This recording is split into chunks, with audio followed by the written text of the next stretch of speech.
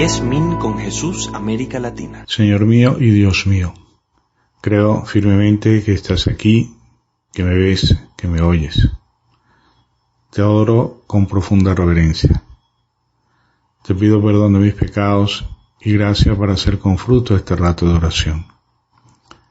Madre mía Inmaculada, San José, mi Padre y Señor, Ángel de mi guarda, interceded por mí.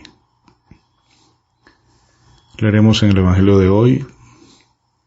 En aquel tiempo Jesús y sus discípulos se dirigieron a las aldeas de Cesarea de Filipo.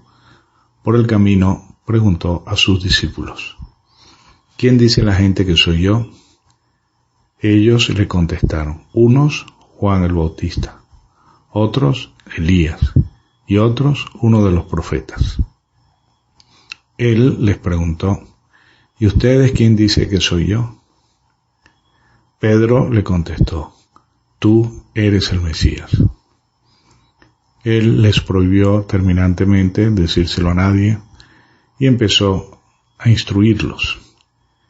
El Hijo del Hombre tiene que padecer mucho, tiene que ser condenado por los ancianos, sumos sacerdotes y escribas, ser ejecutado y resucitar a los 3 días. Se lo explicaba con toda claridad. Entonces Pedro se lo llevó aparte y se puso a increparlo. Jesús se volvió y de cara a los discípulos increpó a Pedro: quítate de mi vista, Satanás. Tú piensas como los hombres, no como Dios. Después llamó a la gente y a sus discípulos y les dijo: el que quiera venirse conmigo, que se niegue a sí mismo, que cargue con su cruz y me siga. Miren, el que quiera salvar su vida la perderá, pero el que pierda su vida por mí y por el Evangelio se salvará. Bien, escuchamos en este pasaje del Evangelio la profesión de fe de Pedro, que es relatada aquí de un modo más corto, más breve, de lo que hace paralelamente en su Evangelio San Mateo. Pedro parece limitarse a afirmar que Jesús es el Cristo, el Mesías.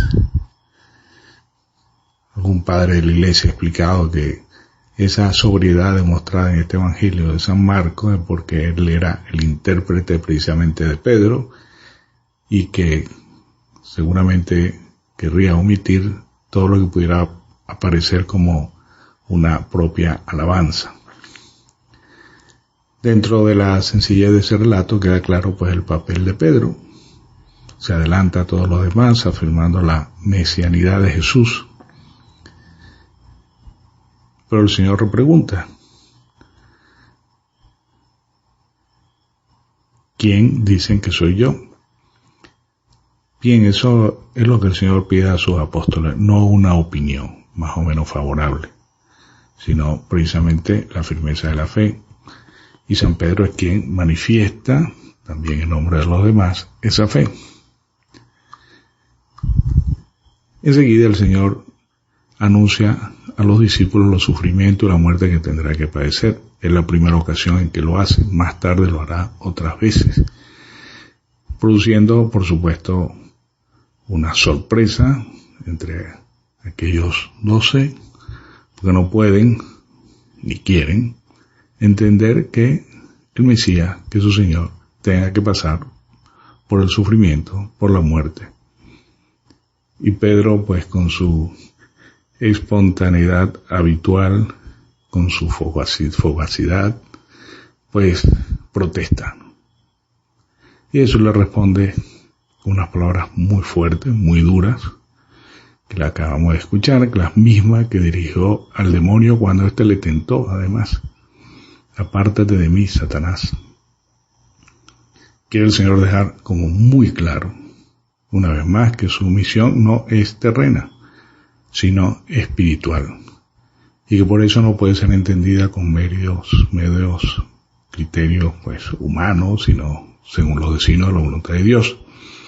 Y estos designios, pues lo sabemos, eran que Jesús nos redimiera mediante su pasión y su muerte, y a la vez que el sufrimiento del cristiano unido al de Cristo es también medio de salvación. De manera que el Señor se opone enérgicamente a esas bien intencionadas, entre comillas, protestas de San Pedro. Nos da a entender la capital importancia que tiene para la salvación el aceptar la cruz. Pobre Pedro, no sabía, creyó que obraba bien, y por otra parte sigue esperando quizás en el fondo de sí mismo que nada de eso le va a suceder a su maestro. Tú eres el Hijo de Dios vivo. Evidentemente no hablaba como un hombre, porque estaba inspirado por el Espíritu Santo, San Pedro, pero después sí habla como hombre. Solo obedece a pensamientos humanos cuando quiere apartar al Señor del plan de la providencia. Bien, el error del apóstol siempre haber seguido el primer impulso, discurrir instintivamente como hombre en vez de procurar ante todo comprender las enseñanzas divinas. Y su error, pues, nos puede ser también útil para nosotros. A todos nos puede pasar como a Pedro. Nos cuesta entender toda la profundidad de que la redención se ha realizado mediante la cruz de Cristo, o sea, mediante su sufrimiento. Incluso a nosotros que sabemos, a diferencia de San Pedro, sabemos el final de la película. Que la redención se ha realizado mediante la cruz de Cristo, o sea, mediante su sufrimiento. El hombre ciertamente sufre también a causa del mal, que es una limitación o distorsión del bien. Sufre a causa de un bien del que él no participa, del cual es en cierto modo como excluido o privado de ese bien, y sufre en particular cuando debería tener parte, en circunstancias normales, en ese bien y no lo tiene. Una circunstancia que siempre nos lleva a preguntarnos cuál es el sentido del sufrimiento. Bien, Cristo ha elevado juntamente el sufrimiento humano a nivel de redención. Por tanto, todo hombre en su sufrimiento puede hacerse también partícipe del sufrimiento redentor de Cristo. Decía San Juan Pablo II que la cruz de Cristo arroja de un modo muy penetrante luz salvífica sobre la vida del hombre y concretamente sobre su sufrimiento, porque mediante la fe lo alcanza junto con la resurrección. El misterio de la pasión está incluido en el misterio pascual. Los testigos de la pasión de Cristo son a la vez testigos de su resurrección. El sufrimiento sí es una prueba a veces bastante dura a la que sometida el hombre. San Pablo de sus cartas nos habla con frecuencia de aquella paradoja evangélica de la debilidad y de la fuerza, ¿no? Experimentada de manera así particular por el apóstol mismo y que junto con él prueban todos aquellos que participan en los sufrimientos de Cristo.